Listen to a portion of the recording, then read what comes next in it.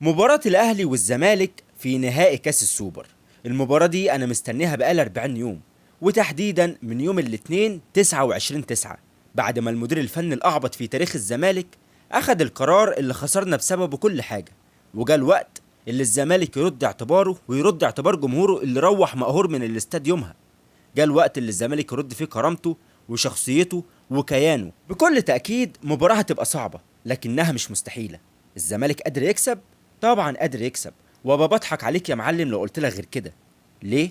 لأن الزمالك عودنا على المعجزات، عودنا على الانتصارات اللا منطقية في الأوقات اللا منطقية. كلمة مستحيل مش موجودة عنده في قاموسه. وبعد إذنك عزيزي الزملكاوي، اوعى تتأثر بالكلام السلبي اللي بتسمعه واللي سمعته واللي هتسمعه. اوعى تتأثر بكلام اللي يقولك الزمالك مش هيقدر يفوز بالبطولة دي. وللأسف الشديد، ودي حاجة مزعلاني جدا بصراحة، في ناس محسوبة على الزملكاوية والمفروض ان هم بيطلعوا في البرامج يتكلموا باسم جمهور الزمالك، كانوا بيقولوا ان الزمالك مش هيوصل للنهائي. حتى يشابوني من طرفي النهائي. احساسي انا يبقى اهلي بيراميدز. هتقول لي يا هادي اصل الشخص ده بيتكلم بالمنطق. اقول لك لو هو زملكاوي فعلا هيعرف ان الزمالك ضد المنطق وضد التوقعات وضد الظروف وضد كل حاجة. وكلامي ده على فكرة مش عشان بس الفوز على بيراميدز، لا يا معلم. الزمالك طول عمره بيبقى مسحول في الظروف والدنيا كلها حط عليه، ومفيش فلوس ومفيش صفقات ومفيش، ومع ذلك الزمالك بيكسب وبياخد بطولات. لو انت زملكاوي بجد لازم طول الوقت تراهن على الزمالك وعلى رجولة لعيبة الزمالك. لازم يكون الاختيار الأول والأوحد هو فوز الزمالك، ومهما كان الخصم صعب ومهما كانت البطولة صعبة ومهما كانت الظروف هنفضل نهتف باسم الزمالك. زمالك ثم الزمالك ثم الزمالك، ما عندناش غيره. وفي الفيديو ده هكلمك على شوية حاجات وتفاصيل مهمة لمباراة بكرة بإذن الله. كمان هكلمك على بعض النقاط الفنية عند الأهلي. وأخيرا هنتكلم عن التشكيل الأنسب والأفضل للزمالك، سواء بوجود بزيرة أو بعدم وجود بزيرة. فلو حضرتك زملكاوي وأول مرة تشوفني، انزل اشترك في القناة واعمل لايك للفيديو ده عشان يوصل لأكبر عدد من الزملكاويين، ونحاول على قد ما نقدر كده نوصل الفيديو ده ل1000 لايك بإذن الله. وبالمناسبة حابب ان انا اشكركم جدا على دعمكم وحبكم ليا وكومنتاتكم الجميلة على الفيديو اللي نزل امبارح. والله بجد الواحد مهما كان تعبان ومضغوط ومرهق بس مبسوط جدا ان ربنا موفقني وبقدم لكم شيء بيعجبكم، الحمد لله. كمان ما تنساش تتوقع نتيجة المباراة دي في الكومنتات، لان صاحب التوقع الصحيح اسمه بينزل في الفيديو اللي بعد المباراة على طول ان شاء الله. اهم شيء بقى وقبل ما تعمل اي حاجة من دي، ما تنساش تصلي على النبي في سرك، مش لازم في كومنت. طيب بسم الله. مبدئيا يا حبيب اخوك كده، وزي ما انت عارف الف ب كرة قدم بتقول ان ماتشات القمة ما بين الاهلي والزمالك ملهاش توقعات. واكبر دليل على الكلام ده ان في اخر مباراة قمة ما بين الاهلي والزمالك، الزمالك يعتبر كان متكامل تقريبا، يعني في كل حاجة.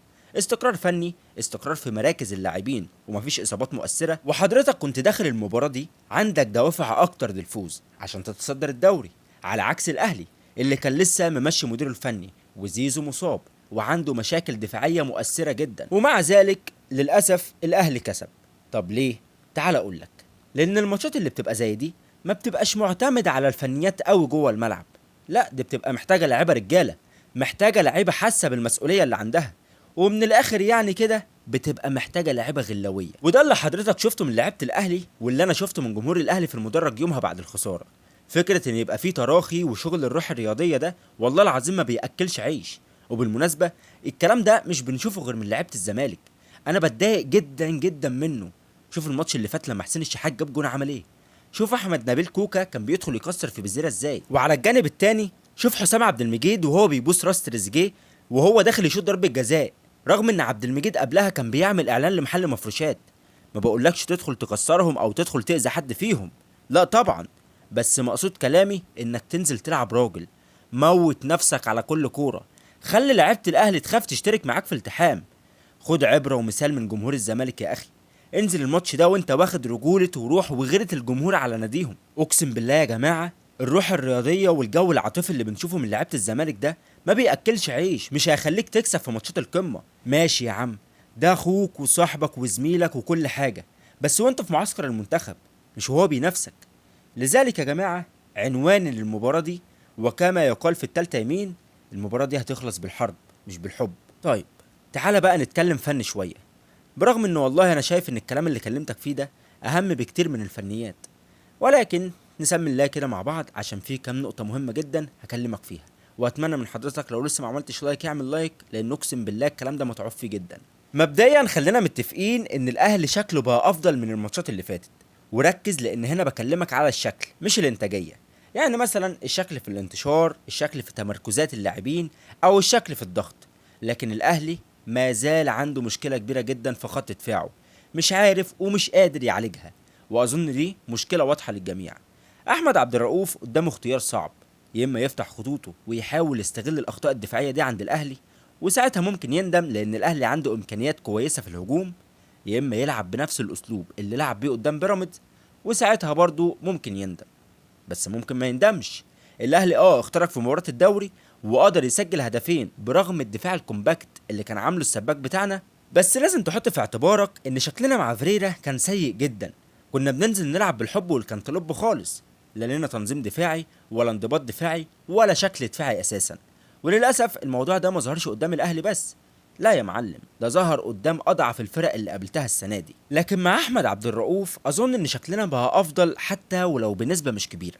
ولو عايز رايي انا في الموضوع ده، فانا شايف ان عبد الرؤوف يبدا المباراه دي قافل دفاعاته، معتمد على التحولات الهجوميه زي ما حصل قدام بيراميدز، وفي الشوط الثاني ينزل لعيبه كويره في نص الملعب تتحكم في رتم اللعب، على سبيل المثال احمد حمدي، وانت اصلا ما عندكش غيره، وتبدا ان انت تفتح خطوطك وتعتمد على العرضيات، لان الاهلي ودفاع الاهلي والشناوي سيئين فيها جدا.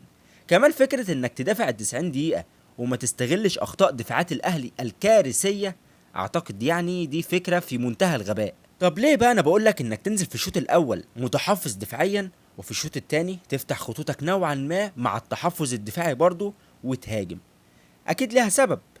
لاحظت وانا بتفرج على ماتش الاهلي قدام سيراميكا انه كان بيلعب بطريقه لعب 4-1-4-1، ستاره اماميه مكونه من 5 لاعبين بتمنع لاعيبه سيراميكا يعملوا باصين يخرجوا بيه من الضغط اللي عامله لعيبه الاهلي. كمان في اول تلت ساعه الاهلي كان بيضغط ضغط عالي جدا، لعيبه الاهلي بتقابل من التلت الاخير، وبعد الهدف الاول لعيبه الاهلي حصل لهم اجهاد، وبقى الضغط مجرد تحليق من بعيد لبعيد كده. يسرب بيدي حريه حركه لزيزو عشان يعمل ثغرات ما بين الخطوط، كمان بيدي حريه حركه لاليو ديانج كلاعب ديستروير اثناء الضغط، بيحاول يستغل قوته البدنيه دي في الضغط على مدافعين سيراميكا. ولو بصيت على الخريطه الحراريه لاليو ديانج في مباراه سيراميكا دي هتتاكد من كلامي. بص كده على وجوده في المناطق الهجوميه، رغم ان هو ديفندر مش وسط هجومي. طيب انا بقى بقول لك الكلام ده لسببين. اول سبب ان لسه قايل لك دلوقتي الاهلي بيلعب بضغط عالي بطريقه 4-1-4-1. مين هو الواحد اللي في نص الملعب ده واللي هو حرفيا بيبقى لوحده تماما؟ مروان عطيه، واللي هو بالمناسبه مش في احسن مستوياته. اذا لو لعيبه الزمالك قدروا يطلعوا بالكره من ضغط الاهلي ونفذنا التحول الهجومي بشكل صح، هتقابل مروان عطيه لوحده في نص الملعب، وهتبقى انت في تفوق عددي. اما بقى بالنسبه للسبب الثاني، وهو ان الاهلي دلوقتي ما عندوش دكه، اللاعب اللي هيجهد من خط الهجوم اثناء الضغط بديله لا يصلح يكون لاعب في فريق منتصف جدول في الدوري. لازم بقى نستغل الحته دي في الشوط الثاني، لان انت عندك دكه مش موجوده عند الاهلي، ده من وجهه نظري يعني. طيب شايف يا معلم بقى كل اللي انا كلمتك فيه ده اقسم بالله ملوش اي لازمه لو حضرتك هتنزل الماتش ده مش حاسس بمسؤوليته. كلمه اخيره قبل التشكيل، اللي عنده لعيبه رجاله هو اللي هيكسب، مش اللي عنده لعيبه عندها امكانيات فنيه. نيجي للتشكيل. واضح كده ان بزيرة مع الاسف يعني مش هيبدا الماتش ده، ولو لعب هينزل في الشوط الثاني. فانا شايف ان عبد الرؤوف يبدا بنفس تشكيله الماتش اللي فات، باستثناء احمد ربيع يخرج وينزل مكانه عبد الله السعيد. طب ليه عبد الله السعيد؟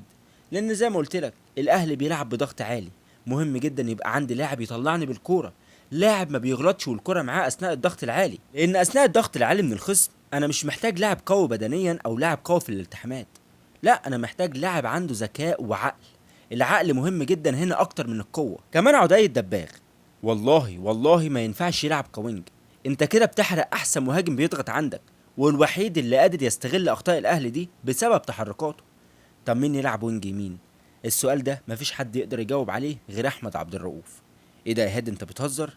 استنى بس، من وجهة نظري شايف ان الزمالك محتاج وينج بيعرف يدافع اكتر ما بيعرف يهاجم، لان يسرب زي ما قلت لك بيدي حريه حركه لزيزو عشان يتحرك ما بين الخطوط، ودايما هتلاقي زيزو بيميل ناحيه الوينج الشمال عند تريزيجيه عشان يعمل معاه ثنائيه، ومعنى وجود زيزو وتريزيجيه هما الاتنين على جبهة عمر جابر، ده مسلسل عارفين نهايته.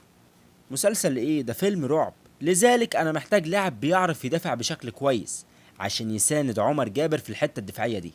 وحتة الوينج اللي بيقدر يدافع احمد عبد الرؤوف هو ادرى واحد بحالة اللعيبة اللي معاه في التمرين. بس برضو انا هفضل مصمم على رأيي، وهرجع واقول لك ان المباراة دي مش محتاجة غير 90 دقيقة رجولة من اللاعبين، لا اكتر ولا اقل. وباذن الله الفوز يكون من نصيبنا، وباذن الله نطلع نحتفل مع بعض بعد فوزنا في المباراة دي. باذن الله اللعيبة هيبقوا رجالة المرة دي، وانا ما زلت واثق فيهم، لاننا عندنا مدير فني عارف قيمة الزمالك بشكل كويس، وزي ما قلت لك امبارح بيعرف برضو يتعامل نفسيا مع اللاعبين بشكل كويس. وهي دي النقطة اللي بتفرق فعلا في ماتشات القمة، العامل النفسي. لذلك كنت بتشوف ان جوميز بيعرف يتعامل مع ماتشات القمة، لانه كان عبقري في حتة التعامل النفسي مع اللاعبين دي. يا رب يا زمالك تكمل جميلك معانا وتفرحنا يا رب. ما تنساش تقولي توقعاتك للمباراة دي في الكومنتات.